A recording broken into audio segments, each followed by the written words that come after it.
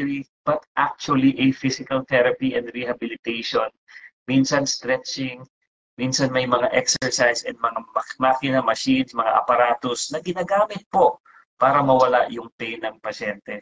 So, those are some of the patients that I have been treating just this week sa clinic po.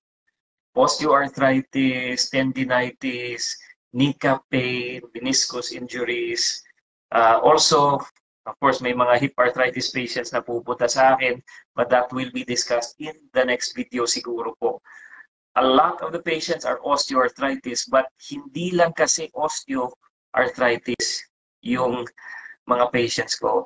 You have to understand, mga kapatid, mga arthritis warriors, mga katuhod, na merong maraming types of arthritis. Osteoarthritis is one, but yung most popular form is yung sa food, yung tinatawag na gout, yung tinatawag na uric acid arthritis. It comes to a point na yung severity of gout, which starts sa big toe, talagang nagsastart siya sa toes and fingers.